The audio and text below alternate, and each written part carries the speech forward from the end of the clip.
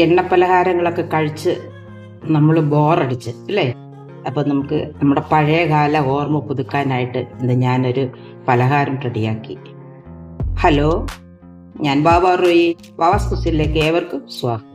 Like ചെയ്യാനും share ചെയ്യാനും subscribe ചെയ്യാനും മറക്കരുത്. അപ്പോൾ അത് റെഡിയാക്കുന്നത് എങ്ങനെയാണെന്ന് നമുക്ക് നോക്കാം. 6 തേങ്ങയുണ്ട്, നമുക്ക് പൊട്ടിച്ച് മുറിച്ചെടുക്കാം. ഇതിന് ഒരു നാഴി പുഴുക്കലരി ഇത് കഴുകി വെള്ളം പോകാനായിട്ട് വെക്കാം.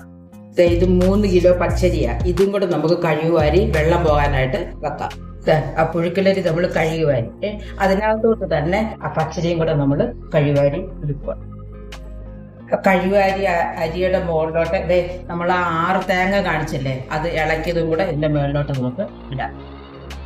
ആദ്യം ഈ തേങ്ങ നമുക്കൊന്ന് ചതച്ചെടുക്കും. തേങ്ങ നമ്മൾ ചതച്ചെടുക്കും. ഇനി നമുക്ക് അരി കൊടുക്കും.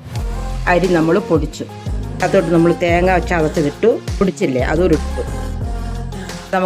അത് രണ്ടും കൂടെ ഒന്ന് വറുത്തെടുക്കാം.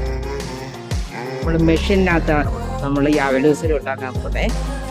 അതിനകത്ത് കുറച്ച് പറ്റത്തില്ല, 3 കിലോ തന്നെ വേണം. ഓക്കെ, അപ്പം നമുക്കിതൊന്ന് വറുത്തെടുക്കാം. മൊരിയുന്നതനുസരിച്ച് നമ്മളിങ്ങനെ ഇളക്കി കൊടുത്തോണ്ടേ ഇരിക്കണം. ചെറിയ ബ്രൗൺ കളർ ആവുന്ന നേരം നമ്മളിത് ഇളക്കി ജീരകം ഇട്ട് കൊടുക്കാം, ചെറിയ ജീരകം.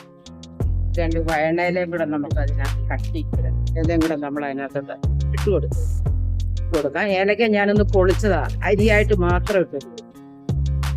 ഉപ്പുപൊടിയും കൂടി ഇടുന്നുണ്ട്. അത് നമ്മുടെ അവലോടി റെഡിയായി.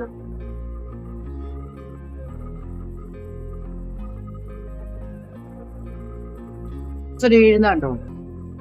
ആ പാട്ടക്കകത്തോട്ട് വീഴൂ. കണ്ടോ? അവലേസ് പൊടി റെഡി. ഇനിയും ഇതേപോലെ നല്ലൊരു വീഡിയോയുമായി കടന്നു വരുന്നിടം വരെ ഏവർക്കും താങ്ക് യു.